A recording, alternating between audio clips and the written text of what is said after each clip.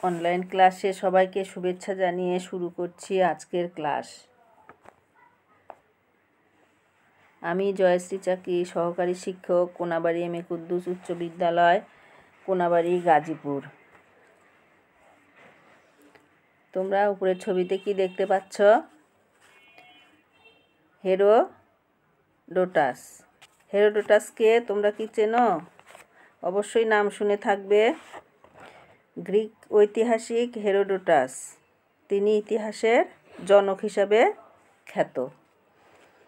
ইতিহাসের জনক হেরোডোটাস।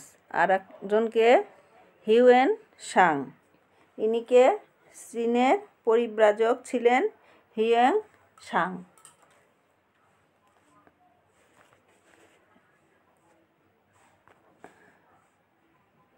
আজকে আমরা কি পড়াবো?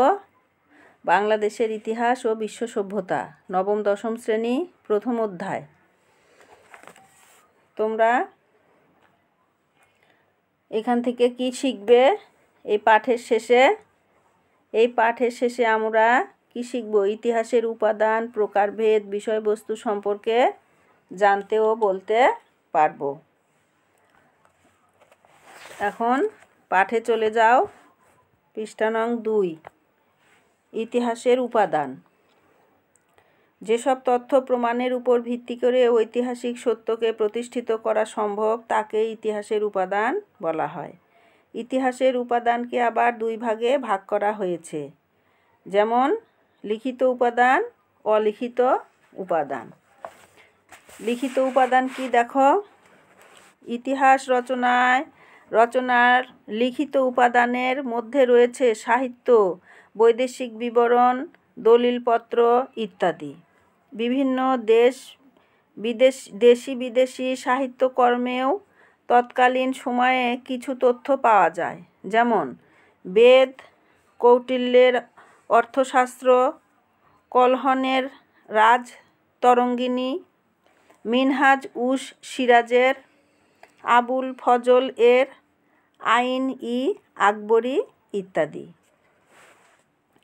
বিদেশি পর্যটকদের বিবরণ সবসময়ই ইতিহাসের গুরুত্বপূর্ণ উপাদান বলে বিবেচিত হয়েছে, যেমন 5ম থেকে 7ম শতকে বাংলায় আগত চৈনিক পরিব্রাজক যথাক্রমে ফা হিয়েন, হিউয়েন সাং ও ইৎসি এর বর্ণনা। পরবর্তী সময়ে আফ্রিকান পরিব্রাজক ইবনে বতুতা সহ অন্যদের লেখাতেও এ অঞ্চল সম্পর্কে বিবরণ পাওয়া গিয়েছে। এসব বর্ণনা থেকে তৎকালীন সমাজ, অর্থনীতি, রাজনীতি, ধর্ম, আচার অনুষ্ঠান সম্পর্কে অনেক তথ্য জানা যায়। সাহিত্য উপাদানের মধ্যে আরও রয়েছে রূপকথা, গল্পকাহিনী, পাল রাজবংশের প্রতিষ্ঠাতা গোপালের সিংহাসন আরোহণ সম্পর্কে বর্ণনা। তাছাড়া সরকারি নথি, চিঠিপত্র ইত্যাদি থেকেও নির্ভরযোগ্য তথ্য সংগ্রহ করা সম্ভব। এখন দেখো অলিখিত বা প্রত্নতত্ত্ব উপাদান।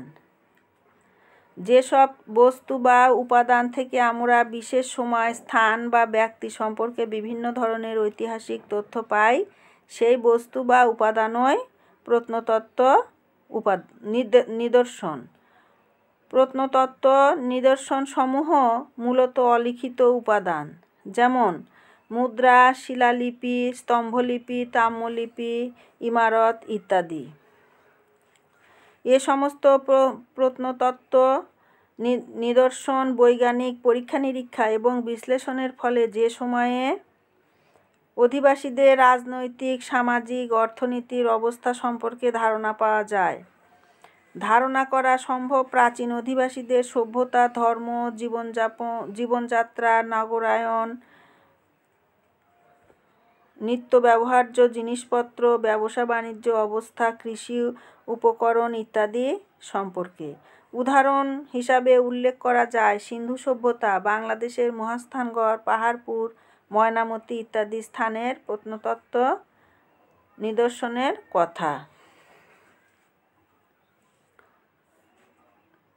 নতুন নতুন প্রত্নতত্ত্ব আবিষ্কারের বদলে দিতে পারে একটি জাতির ইতিহাস। যেমন সম্প্রতি নরসিংদীর উয়ারি বটেশ্বর প্রত্নতত্ত্ব আবিষ্কার।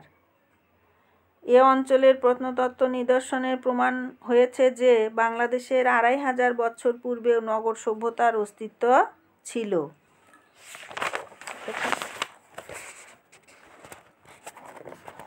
ইতিহাসের প্রকারভেদ দেখো। এখন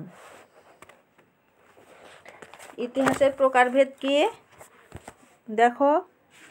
মানব সমাজ সভ্যতার অগ্রগতির সঙ্গে সঙ্গে নতুন নতুন বিষয়ে ইতিহাস লেখা হচ্ছে, ফলে সম্প্রসারিত হচ্ছে ইতিহাসের পরিসর। ইতিহাস বিরামহীনভাবে অতীতের ঘটনা বর্তমান প্রজন্মের কাছে পৌঁছে দেয়। সেক্ষেত্রে ইতিহাসকে বিভিন্ন শাখায় বিভক্ত করা কঠিন।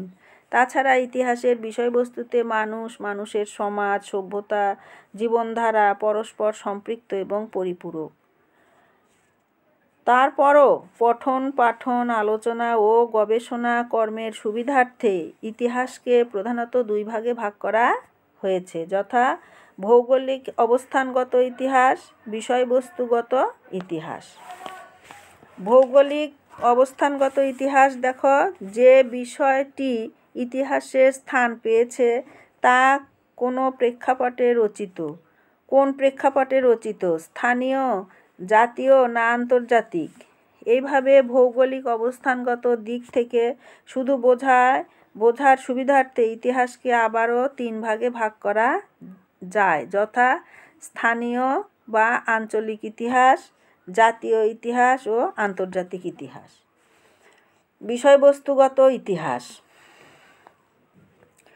কোনো বিশেষ বিষয়ের উপর ভিত্তি করে যে ইতিহাস রচিত হয় তাকে বিষয়বস্তুগত ইতিহাস বলা হয়। ইতিহাসের বিষয়বস্তুর পরিসর ব্যাপক, তবু সাধারণভাবে একে 5 ভাগে ভাগ করা যায়, যথা রাজনৈতিক ইতিহাস, সামাজিক ইতিহাস, অর্থনৈতিক ইতিহাস, সাংস্কৃতিক ইতিহাস, সম্প্রসারিত ইতিহাস। এখন ইতিহাসের বিষয়বস্তু সম্পর্কে আমরা একটু জানব।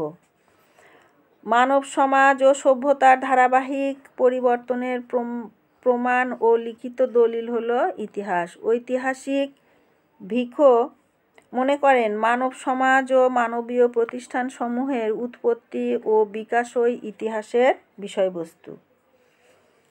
সুতরাং দেখা যাচ্ছে যে মানুষের গুরুত্বপূর্ণ অর্জন বা মানব সমাজ সভ্যতার উন্নতি ও অগ্রগতিতে অবদান রাখতে সক্ষম হয়েছে তা সবই ইতিহাসভুক্ত বিষয়। যেমন শিল্প, সাহিত্য, সংস্কৃতি, দর্শন, স্থাপত্য, রাজনীতি, যুদ্ধ, ধর্ম, আইন প্রভৃতি বিষয়। সামগ্রিকভাবে যা কিছু সমাজ সভ্যতা বিকাশে প্রত্যক্ষ বা পরোক্ষভাবে প্রভাবিত করেছে তাই ইতিহাসের বিষয়বস্তু। তাহলে আমরা বিষয়বস্তু জানলাম, প্রকারভেদ জানলাম, আর ইতিহাসের উপাদান সম্পর্কে জানলাম।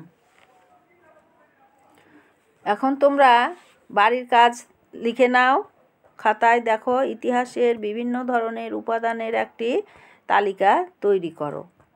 এটা তোমরা বাসায় কাজ করবা, পড়বা, এই পড়াগুলো ভালো করে পড়বা, লিখবা এবং বাড়ির কাজ করবা। আজকে ক্লাস শেষের দিকে, এখন সবাইকে শুভেচ্ছা জানিয়ে শেষ করছি আজকের ক্লাস। সবাইকে ধন্যবাদ।